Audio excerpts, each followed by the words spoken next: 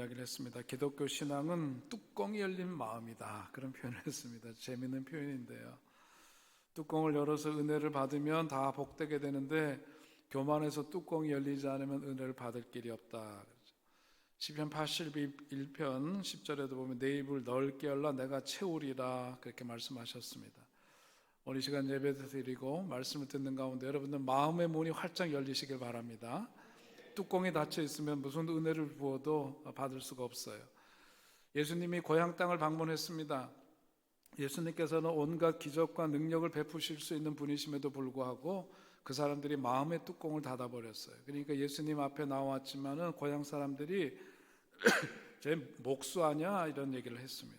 마리아의 아들 아니냐, 그 형제들이 누이들이 다 우리 곁에 있는데 뭘 저렇게 잘났다고 그러냐, 이러면서 사람들이 마음 문을 닫고 예수님을 그렇게 홀대를 하고 차별을 하고 혐오하고 그러니까 예수님께서 능력을 발휘할 수가 없었다. 성경은 그것을 전해주고 있습니다.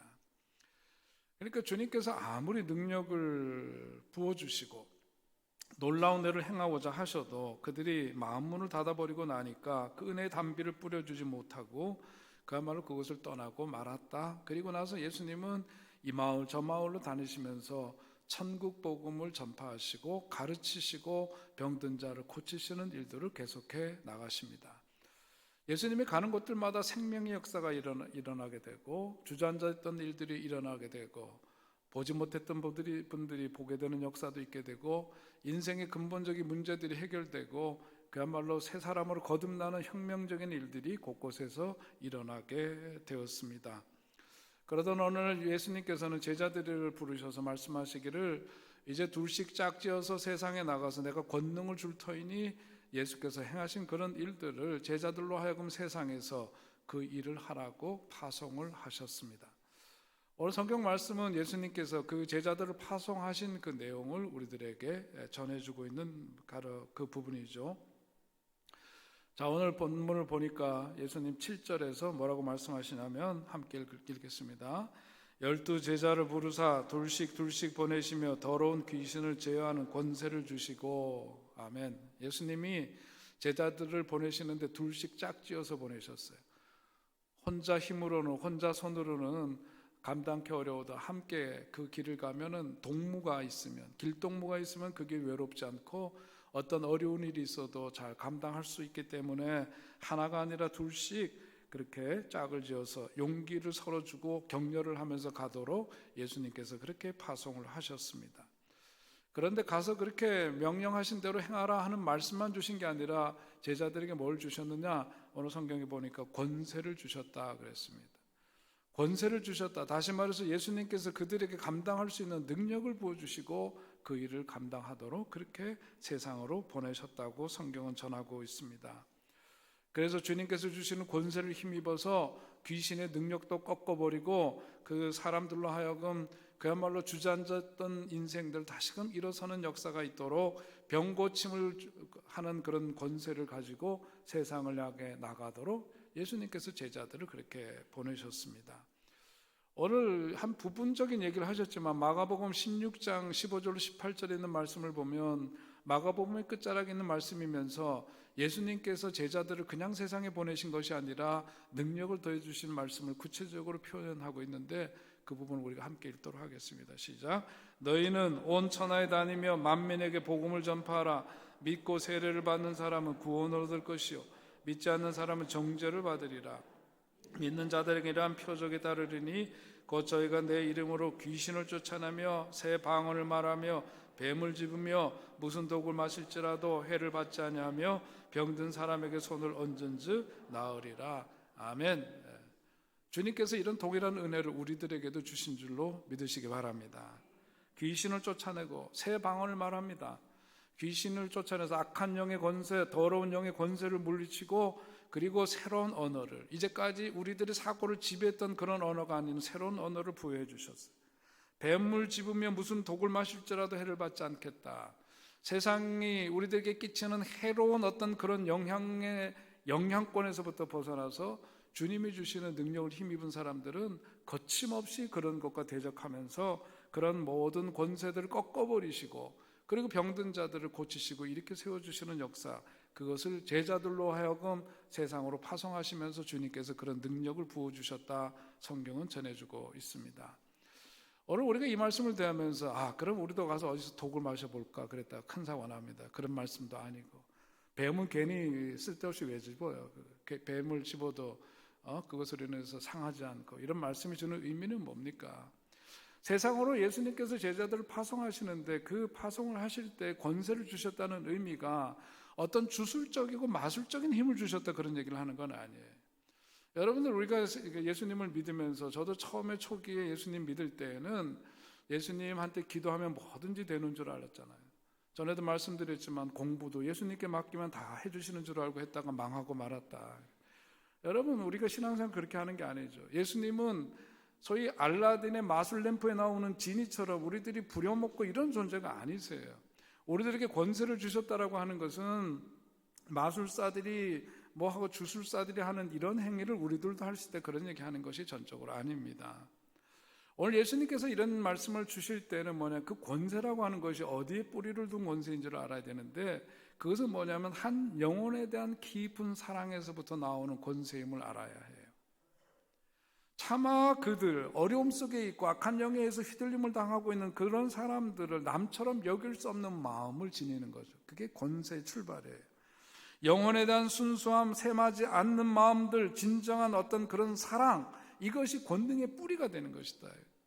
그러니까 예수님이 일으키신 일들을 복음서에서 전하고 있는 내용들을 우리들이 면밀하게 보면은 예수님께서는 그냥 금나라 뚝딱, 은나라 뚝딱 이런 식으로 행사하신 분이 아니시죠.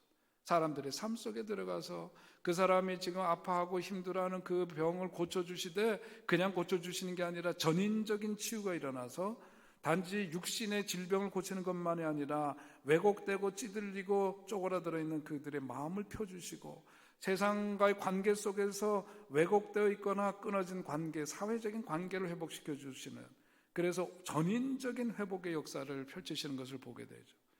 그러니까 권세라고 하는 것은 우리들이 다른 사람들이 하는 것처럼 흉내내고 그걸 폼잡는다고 해서 뭔가 주술적인 일들이, 마술적인 일들이 일어나는 그런 얘기를 하는 게 아니라, 예수님이 가지셨던 그 마음, 한 영혼을 깊이 같은 마음으로 사랑하는 그 마음, 거기가 바로 권능의 뿌리이고 거기서부터 능력이 나타난다. 여러분, 우리가 같은 기도를 드려도, 예를 들어서 아이가 아파서 기도를 하는데 옆에서 중보하는 기도의 능력보다 그 아이를 정말 생명처럼 귀하게 여기는 어머니의 기도를 하나님께서 더욱더 귀하게 들으시고 응답해 주신다는 것을 아셔야 해요. 여러분, 그 마음으로 우리가 기도를 해야 되고, 그래야 역사가 나타난다, 그 말씀을 주시는 겁니다. 예수님은 세상길에서 그야말로 목자 잃은 양처럼 방황하는 사람들을 가슴 아파하셨어요. 아파하시고 그들에게 뭔가 새로운 삶을 주고자 하는 그런 뜨거움이 있으셨어요. 그러니까 손을 얹은 즉 나음을 받는 역사도 있게 되고, 예수님께서 말씀으로 선포하시면 고침받는 역사도 있게 되고 그러는 거지, 그냥 일어나는 게 아니었다. 예수님은 그런 이들에게 모두의 품이 되어주신 분이세요. 그들의 집이 되어주신 분이세요. 그런 이들의 고향이 되어주신 분 예수님이십니다. 오늘 주님께서 주시는 말씀이 우리들의 삶 속에서 일어나려면 우리들에게 무엇보다도 그런 마음을 지녀야 된다는 것을 말씀해 주고 있는 거예요.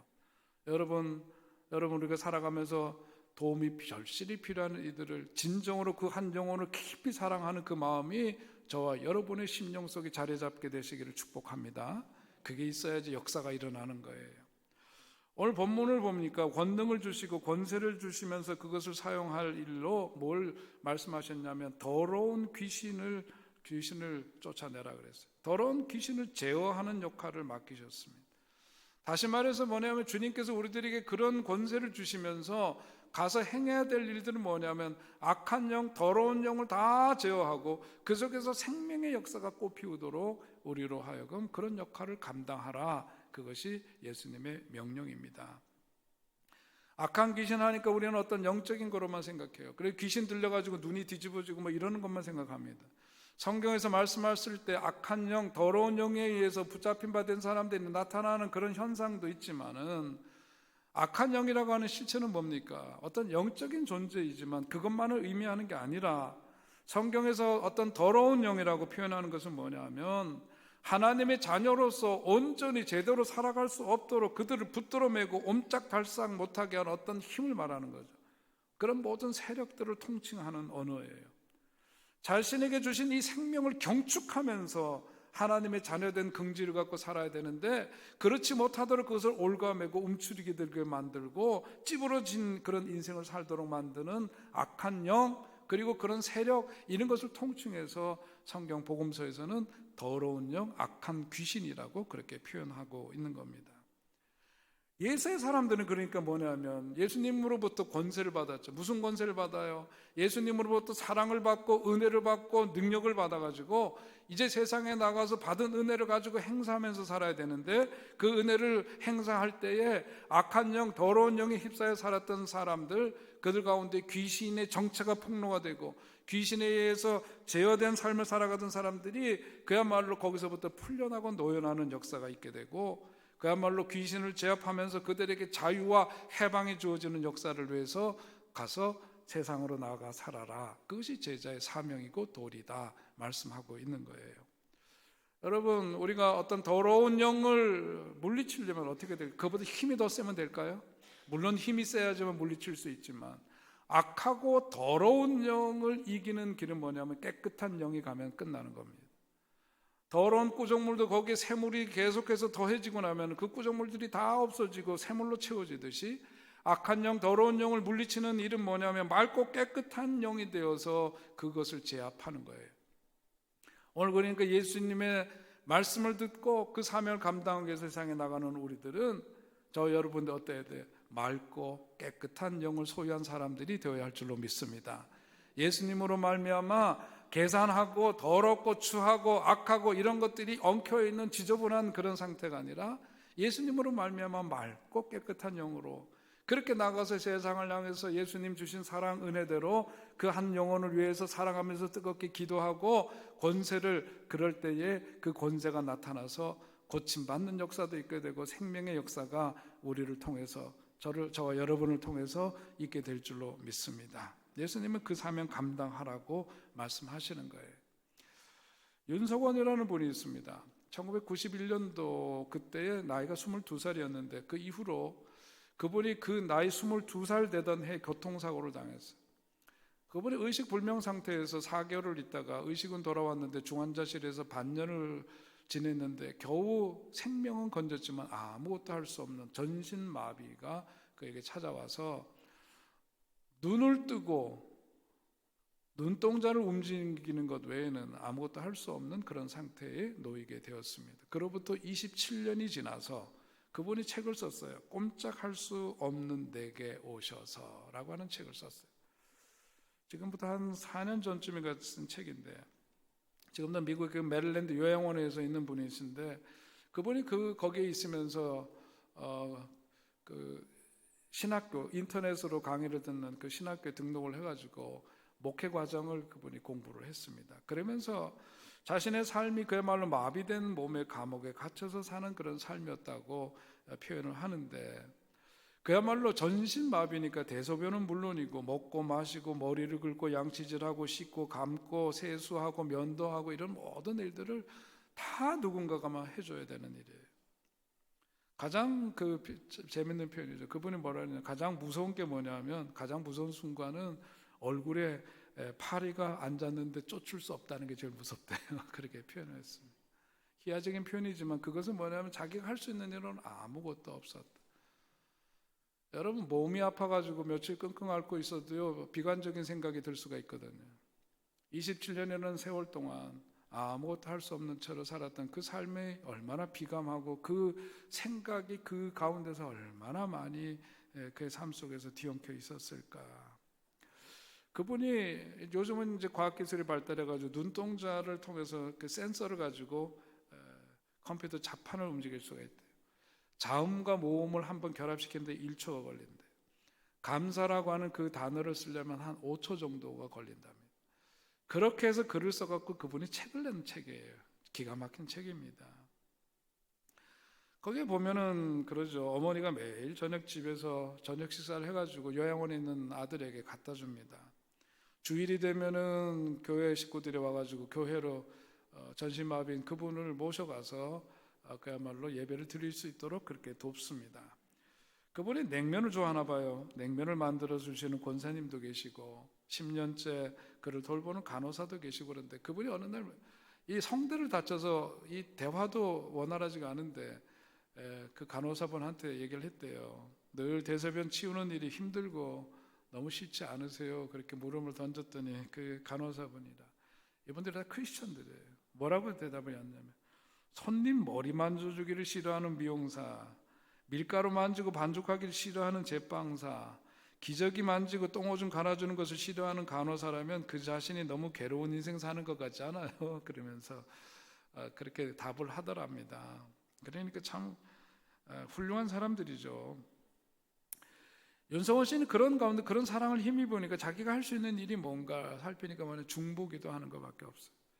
그러니까 누군가 기도 요청을 하면은 그 기도를 위해서 자기가 할 수 있는 일은 그래도 마음으로 기도는 할 수 있으니까 금식을 하면서 기도를 한대요. 그래서 중보기도의 전사가 되었어요. 그러면서 간증도 많이 하는데 책이나 글을 통해서 문서 선교를 하는데 자기가 하는 선교는 특수 선교인데 무슨 선교냐? 침대 선교라고 이름을 붙였어요.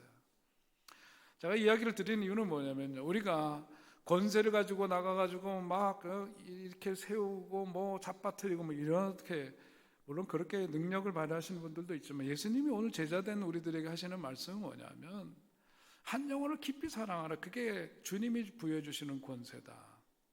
그리고 그들에게 힘을 다해서 그들의 삶을 묶고 있고 자유케 하지 못하는 것들로부터 노예나 살 수 있도록 도와라. 여러분, 그가 그렇게 아무것도 할 수 없는 상황이지만 세상에 그 책을 통해서 자기의 그것을 드러내는 것 아닙니까? 그게 어떻게 가능해요? 바로 예수의 사람들 때문에 가능한 거죠. 오늘 우리들이 가서 해야 될 일은 세상 속에서 이런 일을 하는 거예요. 그게 바로 권세고 그것을 통해서 묶여있는 사람들에게 악한 영, 더러운 영에 의해서 주저앉아서 살아가는 사람들, 비관적인 삶을 살아가고 낙심해서 일어서지 못하는 사람들을 일으켜 세우는 생명의 역사, 그것이 바로 우리 예수의 사람들을 통해서 일어나야 될 사건임을 말씀해 주고 있는 겁니다. 저 여러분이 그런 능력을 감당할 수 있기를 주의 이름으로 간절히 소망합니다. 오늘 말씀을 보니까 그 다음에 8절 9절에서 이어지는 말씀 함께 읽겠습니다. 시작. 여행을 위하여 지팡이 외에는 양식이나 배낭이나 전대 돈이나 아무것도 가지지 말며 신만 신고 두벌 옷도 입지 말라. 오늘 이 말씀을 주시는 이유는 뭐예요? 이제 예수님 말씀하셔서 나가서 귀신도 쫓아내고 그 권세를 가지고 그 다음에 행해 나가는데 어떻게 가야 되느냐? 아무것도 지팡이 외에는 뭔가 이렇게 소유하고 그렇게 폼 잡고 가지 말아라. 오늘 이 말씀은 그냥 대책 없이 말씀만 믿고 나가기만 하면 다 알아서 해준다 그런 얘기가 아니라 여기에서 주시는 첫 번째 메시지는 뭐예요? 하나님의 일을 감당하자 길을 나서는 이들에게는 여호와 일의 하나님께서 그 길을 예비해 주시고 감당할 수 있도록 그 길을 열어주시리라 믿으시기 바랍니다. 여러분, 여호와 일의 손길에 함께 하실 거라고 하는 거예요. 여러분, 주님께서 우리들에게 무엇인가를 기대하시고 맡겨주실 때에는 감당할 수 있는 능력을 더해 주신다는 것을 꼭 기억하시기 바랍니다. 대책 없이 우리를 그냥 하라고 하시는 분이 절대로 아니신 거죠. 그래서 예수님께서도 그러시지 않았어요? 그야말로 순전한 마음으로 주님께서 맡겨주신 일을 우선으로 하면은 책임져 주겠다, 그 말씀이 마태복음 6장 25절 이하에 있는 말씀 아닙니까? 그러므로 내가 너희에게 이르노니 목숨을 위하여 인하여 무엇을 먹을까 무엇을 마실까 몸을 위하여 무엇을 입을까 염려하지 마라. 목숨의 음식보다 중하지 아니하며 몸이 의복보다 중하지 아니하냐. 공중의 새를 보라. 공중의 새를 보라. 심지도 않고 거두지도 않고 창고에 모아들이지도 아니하되 너희 천부께서 기르시나니 너희는 이것들보다 귀하지 아니하냐. 너희들은 이것들보다 귀하지 아니하냐. 그러니까 너희는 먼저 그의 나라와 뭘 구하래요? 그의 나라와 그의 의를 구하라. 그리하면 이 모든 것을 너희에게 더해 주시리라. 아멘. 여러분, 이 말씀 괜히 주신 말씀 아니에요. 약속입니다. 주님이 우리들에게 주신 약속이에요. 삶의 우선순위를 분명히 하면서 예수님께서 오늘 우리들이 주신 제자의 사명 감당하기 위해서 길나서고 제자의 사명 온전히 감당하기 위해서 자기의 삶을 등지고 일어서게 되면 하나님께서 그 일을 가능하도록 해주시겠다, 그러니까 세상에 너무 창념하지 말고 무엇을 먹고 마시고 입을까 기본적인 삶의 문제 때문에 전전긍긍하지 말고 나서라 그러면 도와주리라, 나서라 그러면 행할 수 있도록 감당할 수 있도록 주께서 책임져 주시리라. 우리를 향한 주님의 약속입니다. 여러분 야곱을 보면은 우리 창세기 그 영성심리 거기에서 야곱에 대한 얘기 지금 여러 주째 하고 있는데 거기에 보면 야곱이 축복을 받죠. 그런 가운데에서 몇 년 동안 흉년이 듭니다. 그 이후의 역사를 보면 양식이 떨어져서 헛겁직업을 하는데 아마도 보통 사람들 같았으면 야곱이 하나님 앞에 항변했을지 몰라요. 하나님 저에게 축복을 약속해 주시지 않았습니까? 제가 사람과도 싸워서 이기고 하나님과도 싸워서 이긴 사람으로 이스라엘의 이름까지 바뀌어주셨는데 제가 이렇게 기근이 들어서 이런 상황에 처해 있으면 이건 말이 안 되지 않나요? 하고 원망할지 모르지만 하나님은 어떻게 하셨어요? 그럼에도 불구하고 그런 시간들이 그에게 주어졌고 일시적으로 몇 년 동안 흉년이 그에게 주어졌지만은 그것을 통해서 어떤 일이 있게 되죠? 아들들이 자기가 살던 땅, 안전한 땅, 풍요의 땅, 그러나 기근이 들어서 더 이상 살 수 없는 그 땅을 떠나서 이집트로 갈 수밖에 없었고 거기서 잃었던 아들을 되찾았을 뿐만 아니라 거기서 뭐예요? 모든 식솔들을 다 이끌고 와서 어디로? 고센 땅에서 살게 했죠. 소위 말해서 그 열악하고 기근이 들어서 아무것도 할 수 없는 굶주림의 시대에 고센 땅을 사닥다리로 삼아서 그 다음 역사를 예비해 주시고 그래서 민족 공동체를 이루도록 행하시는 그런 하나님을 성경은 전해주고 있습니다. 하나님의 큰 그림이 있는 거죠. 마찬가지로 오늘 우리도 주님께서 말씀하실 때 순전한 마음으로 그 말씀을 따라서 나서게 되면은 오늘 주님 주신 말씀 그대로 지팡이 하나만 들고 그야말로 말씀대로 나서기만 하면 하나님께서 책임져 주신다 하는 약속을 꼭 믿으시기 바랍니다.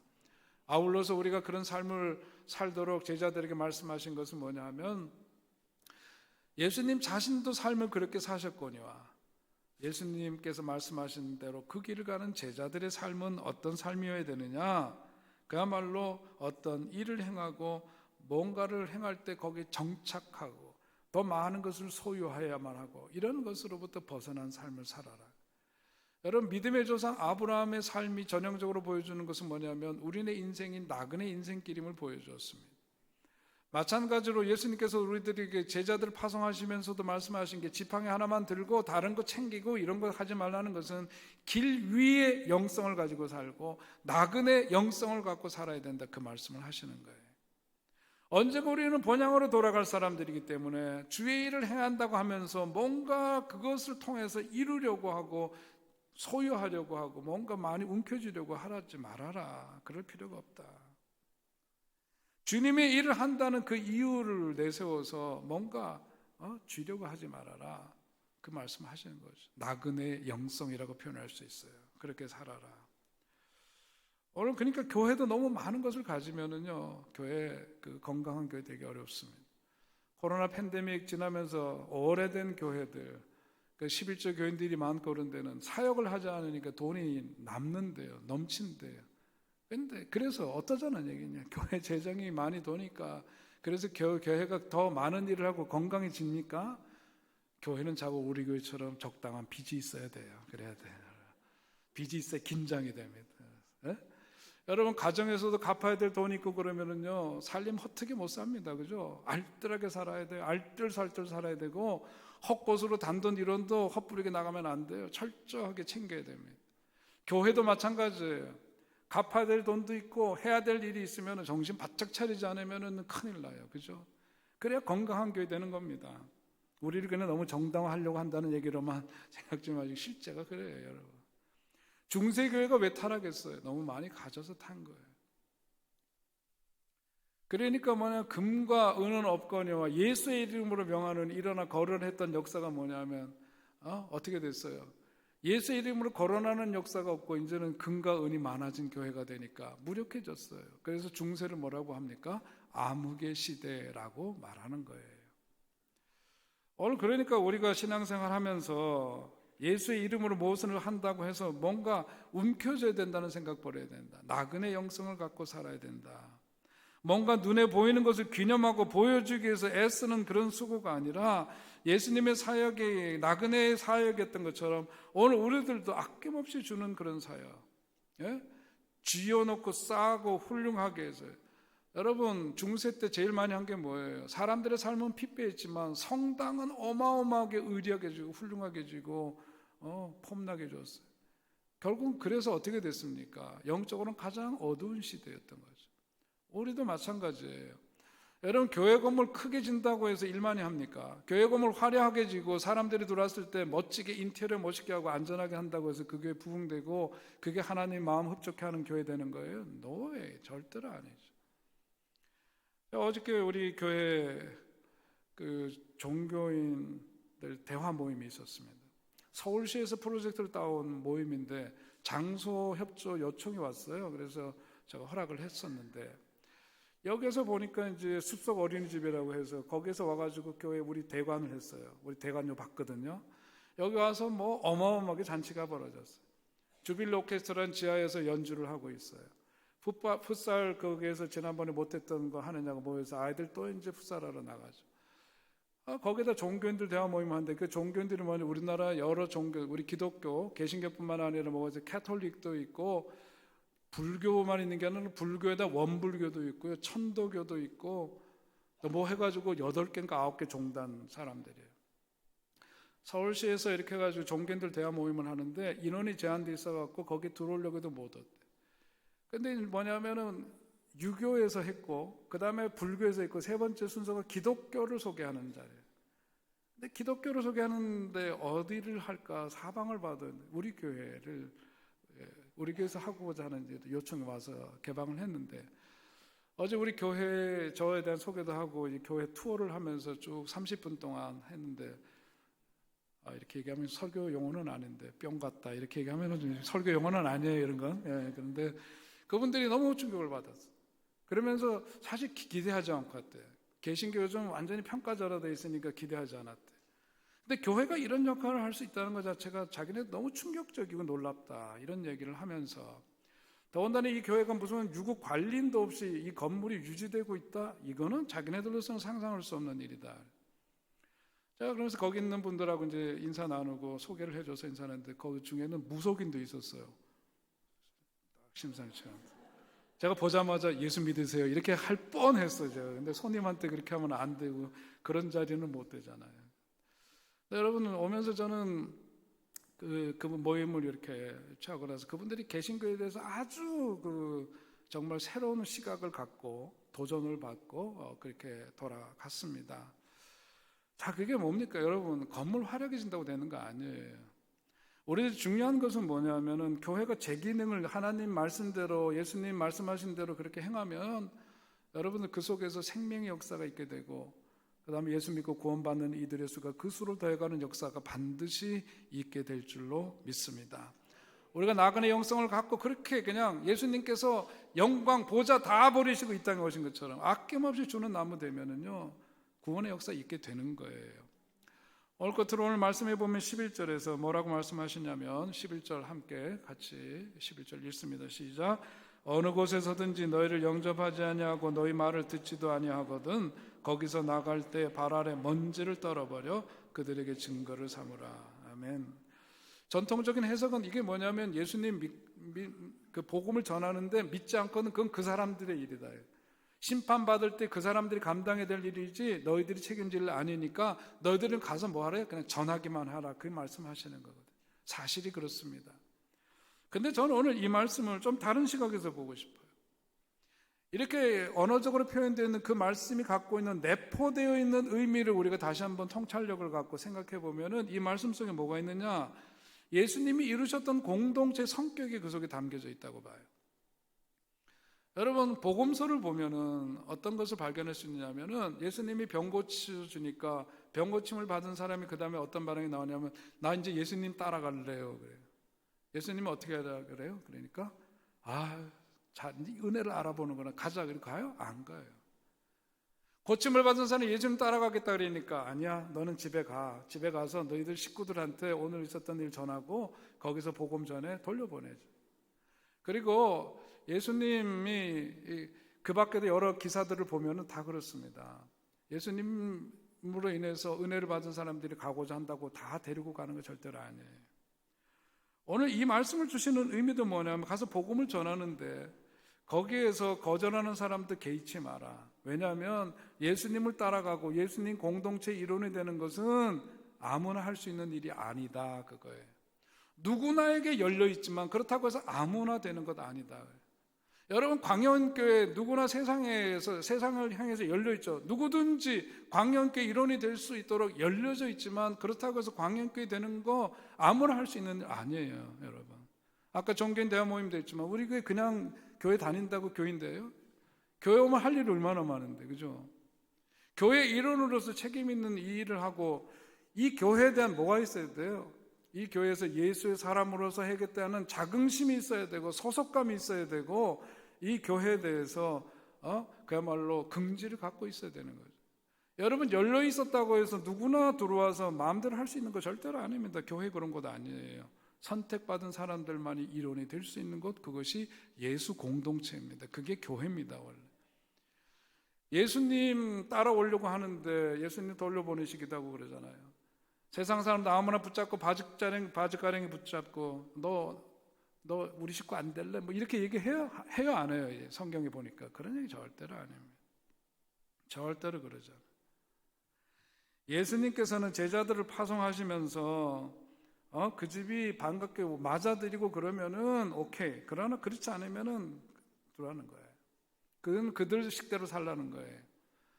구원받지 못하는 것에 대한 책임은 누구냐? 그 사람들에게 있어요. 우리는 단지 뭐 하는 거예요? 전하는 역할만 하는 거죠. 전하는 역할을 하고 전함으로써 교회에 들어와서 우리 교회에서 뭐예요? 이런 어떤 그 교회 공동체에 우리 교회가 갖고 있는 이런 특성들, 목회 철학과 방향 이런 것에 동의하는 사람들 나오죠. 여러분 우리 교회 슬그머니 왔다가 가는 사람들 있잖아요. 왔는데 교회 와서 우리가 하는 이런 그 교회 형태에 대해서 전통적인 시각으로 보자면은 긴 장의자 있어야 되고 그 성가대가 있어야 되고 뭔가 이런 거는 좀 다른 애를 가는 거예요. 그건 그 사람들 몫이에요. 우리는 그게 중요한 게 아니죠. 우리들은 뭐냐면 교회의 그야말로 예수 공동체로서 이 시대에 우리 교회가 서 있는 이 삶의 자리에서 예수님이 몸으로 보여주셨던 것처럼 세상 속에 흘러 녹아 들어가서 다 종교인들이 우리 교회에 대해서 어저께 내린 이야기예요. 세상 속에 이렇게 흘러 들어가서 이렇게 하는 것을 보면서 큰 도전을 받았다. 이런 것이 교회라고 하는 것에 대해서 너무 놀랍다. 그런 이야기를 하면서 자기는 태어나서 교회에 처음 와봤다고, 처음 와본 교회가 이 교회에서 너무 다행이다고 그런 얘기도 들었습니다. 여러분 자긍심을 가지십시오. 광영교회 한 일원이 된 것에 대해서 여러분들 자부심을 가지시기 바랍니다. 우리가 이 동네에서 어디서든지 가고 어느 교회 다녀, 광영교회 다녀 그랬을 때 어깨 피고 얘기할 수 있는 교회 되어야지. 소위 강남에서 삐까뻔쩍한 교회라고 소문은 나 있지만 어디 가서 얘기하기 좀 나쁘끄러운 교회들이 얼마나 많아요. 그죠? 세습을 하고 법을 어기고 원통 난리를 쳐가지고 어디 가서 교회는 외형적으로 클지 모르지만 그 교회 다니고 있다는 얘기를 자신 있게 얘기할 수 없는 사람들이 얼마나 많아요. 그러나 우리 교회 일원이 된 거 여러분 자랑스럽게 여기시고 어디서든지 여러분 떳떳하고 여러분 그러니까 우리가 교회를 다녀도 이게 재산 아닙니까? 그죠? 그러니까 어디서든지 긍지를 가지고 교회 일원이 된 것 감사하게 여기고 여러분 더 아름답고 주님께서 흡족해 하시고 주님께서 자랑스럽게 여기시고 주님께서 기쁘시게 여기시는 그런 공동체를 우리가 함께 더욱더 힘껏 세워갈 수 있게 되기를 바랍니다. 주님께서 우리들에게 말씀하셨어요. 감당할 수 있는 권세 주신다 했습니다. 주님의 권세에 힘입어서 승리의 길을 걸어갔으면 좋겠습니다. 우리 함께 이 시간 기도하시면서 우리 결단을